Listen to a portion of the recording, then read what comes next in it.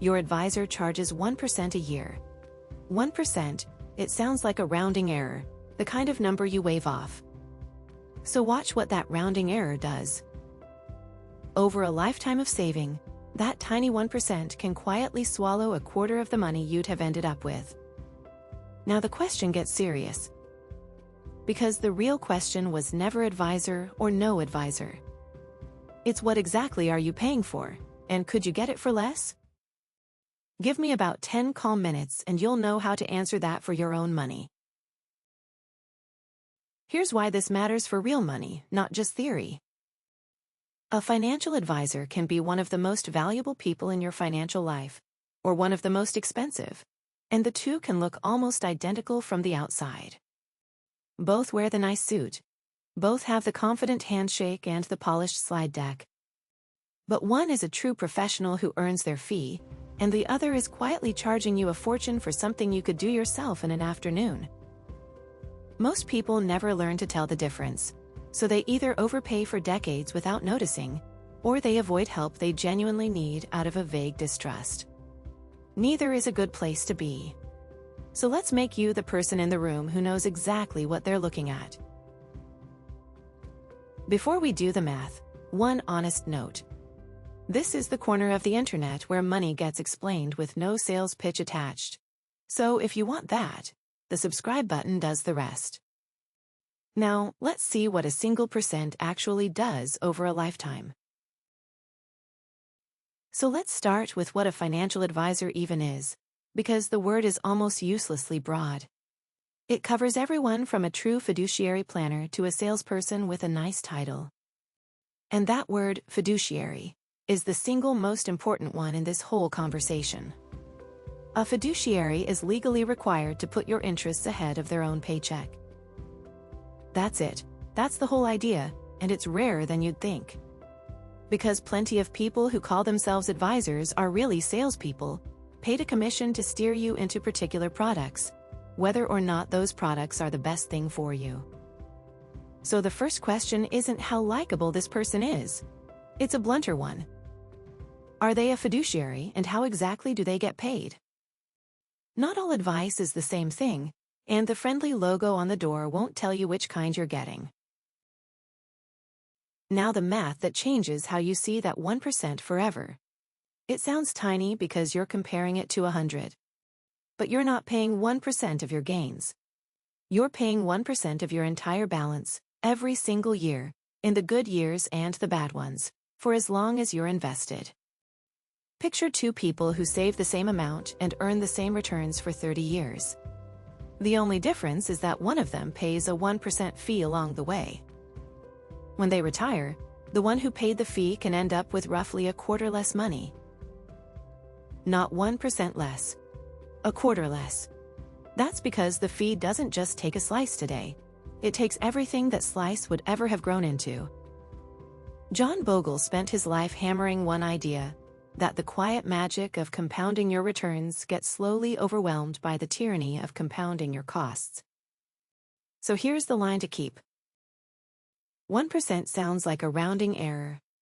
Over an investing lifetime, it can quietly swallow a quarter of your nest egg.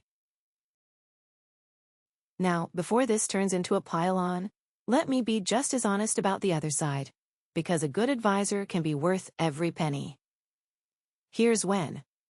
First, and this is the big one, a good advisor can stop you from selling everything in the middle of a crash. If someone talks you out of panic selling in one terrifying market, that single act can be worth more than a decade of their fees. That's real, and no index fund reaches over and does it for you. Second, when your life is genuinely complicated. A business sale, a big inheritance, a divorce, a tangle of taxes, stock options you don't understand, a sudden windfall. That's when expert, personal guidance earns its keep. And third, if the honest truth is that you would never invest on your own, that the money would sit in cash for years while you mean to get around to it, then an advisor who simply gets you invested is worth far more than they charge. Doing nothing is the most expensive plan there is. So this was never about advisors being the villain. It's about making sure you're paying for something real. What's the alternative for the investing part itself? It's almost embarrassingly simple. The actual job of investing, owning a broad slice of the whole market and holding it, can be done with a single low-cost index fund for a tiny fraction of 1%. We're talking pennies on the dollar, not a full percent. So if all you really need is someone to buy the market and hold it for you, you may be paying a full 1% a year for something a fund does automatically for almost nothing. That's the part that should sting. You're not paying for genius stock picking, because the honest data says almost nobody beats the market reliably over the long run anyway. You're often just paying a full percent to have someone click buy on the same plain index fund you could have bought yourself. There are even automated services that handle the whole thing for a fraction of a percent. The investing itself has never been cheaper in history. Which means the fee has to be buying something more than that, or it simply isn't worth it. And here's the part almost nobody tells you, the part that dissolves the whole false choice. You've been handed a fake binary, pay 1% of everything forever, or go completely alone. Those aren't the only two doors. You can hire a good fiduciary and pay a flat fee, or an hourly rate, or a one-time fee for a full financial plan. These are sometimes called advice-only or flat-fee planners. You pay for the advice once, and then you go run your own low-cost portfolio. Some planners will literally sit with you for a few hours, build the plan, hand it over, and send you on your way. No strings, no slice of your life savings for the next 30 years. Think about that difference. 1% of a growing portfolio, every year for decades, compounds into a genuinely staggering number. A few $1,000s for a plan in the year you actually need, one does not. Same expertise. Wildly different price. So you can absolutely get real professional advice without renting out a piece of everything you own for the rest of your life. Which brings us back to where we started. The real question was never advisor or no advisor. It's whether you're paying for the value you truly can't replicate cheaply, the real planning and the steady coaching, or paying a full percentage of everything, year after year, for the fund picking a cheap index fund already does for you. Let's bring it home. 1. That 1% is not small. Compounded over a lifetime, it can quietly cost you a quarter of your nest egg. 2. Ask the only questions that matter. Is this person a fiduciary, and what exactly am I paying them for? 3.